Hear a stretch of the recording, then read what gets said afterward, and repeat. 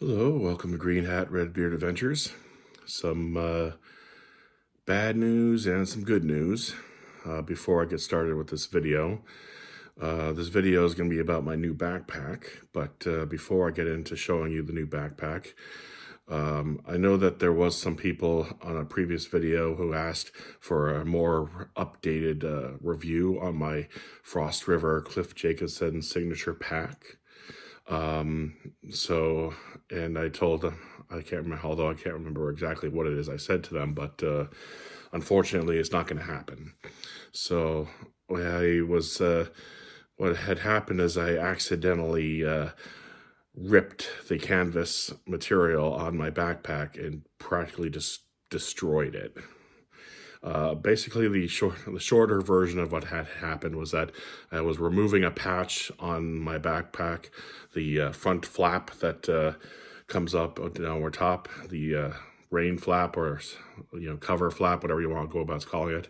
I had some patches there, and I was taking one of them off, and I completely forgot that way back when I first sewed it on, I glued it on first, and then I stitched the patch on. So that way it just adds a little more, makes it a little more secure while I'm stitching it on. So I cut the stitching off, and I forgot about the glue. And what had happened was that because I poked all the holes in the canvas material for the sake of stitching it on, as I peeled off the patch, I ripped the big hole in the canvas material, and then out of shock and awe and just, panic, I kind of just like ripped it off in a hurry. And so it's now got a big hole in it where that patch was, as well as one big long rip right across the whole front of that flap. So it's done. I spoke to a friend of mine who does patchwork for backpacks of that sort, and he told me that he could patch it, but it's not going to look good. It's not going to be good.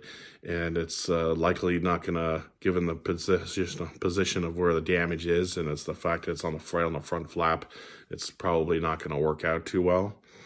So he actually offered me a significant amount of money for it. So he's a good friend of mine. He wouldn't screw me over or anything. So he actually offered me what I thought was a pretty generous amount of money for it. And he said that because he likes to make his own bags and stuff, he said he was going to take it apart and use all the parts and the pieces and the fabric and so on and so forth. So he bought the bag off of me and took it. I used the money to get myself a new backpack. Originally, I was thinking about getting the exact same one, but instead I decided to get a new one and go with something different. And this new backpack, which is which brings us to the new bag. This is the, sorry, let me fix the flap here. So this is the Frost River Nessmuk pack. That's Nessmuk, spelled Nessmuk, Nessmuk, and I sure hope I pronounced that right. So it's got a lot of similarities to the Cliff Jacobson signature pack. I'm not going to do a full-on review of this. I'm just going to show it off a little bit, show the differences between this one and the other one, because there's a lot of similarities, and there's also a lot of new features to this one as well. Probably somewhere down the line, maybe a month, 2 months down the line, when I start officially using this a lot more, then I'll do an actual formal review on this bag. So aside from the first notable difference is the color, the material is actually a lot more thicker and a little more heavy duty. You're also going to notice that on the two sides, especially, there's the one big oversized pouch on the one side here. The Cliff Jacobson had two pouches, the exact same on each side. This side here has the one big pouch where I can put my Clean Canteen water bottle, as opposed to this side where it does not have the one sleeve. It actually has two pouches instead.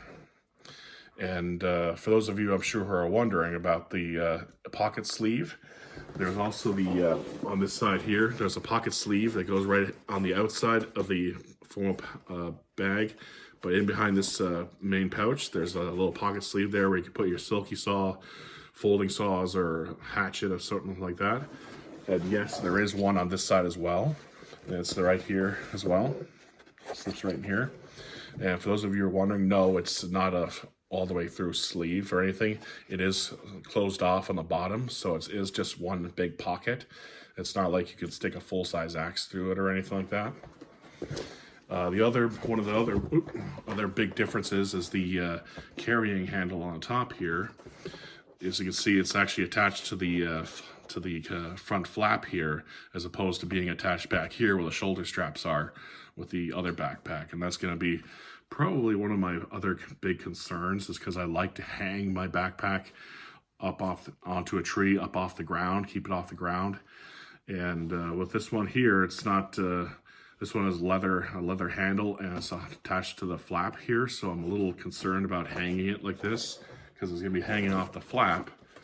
See, this is where the carrying handle is, and this is where the shoulder straps are. So I'm going to be hanging it off the flap as opposed to off of the shoulder straps, where the shoulder straps are secured.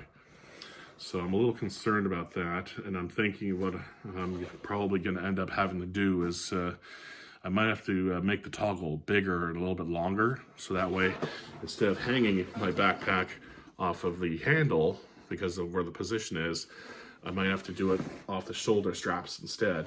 So it hangs like this off the backpack as opposed to from here. And also the fact that if I do it from a tree, it's going to make it a lot more difficult to undo the securing straps to thusly open up the bag and so on and so forth.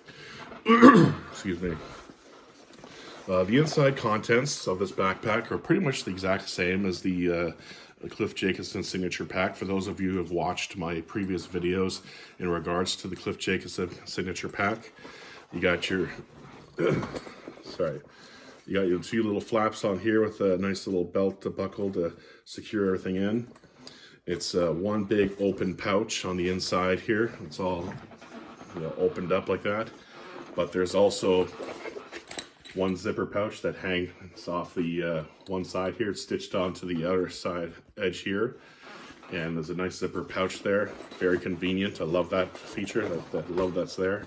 And of course, just like with the signature pack, there's also this pocket right here on the front as well. So there are a lot of similarities to the Cliff Jacobson signature pack, but of course, obviously some differences.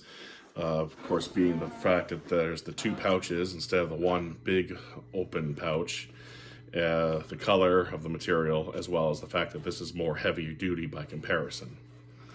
And this time around, I don't think I'm going to be sewing any patches onto this backpack, because I don't want to run the risk of having that situation with my Cliff Jacobson backpack. So, all in all, from the first glance, and the fact that I haven't even put my stuff into it yet, once I get everything packed in here, I'll be taking some pictures and obviously putting it onto my Instagram page, Greenhat-Redbeard Adventures, for those of you who don't know. So yeah, all in all, I love the look of this backpack, and one of the reasons as to why I chose this backpack over other ones was because of the fact that originally, way back 6 years ago, and 6 years is how long I've had the Cliff Jacobson backpack for now.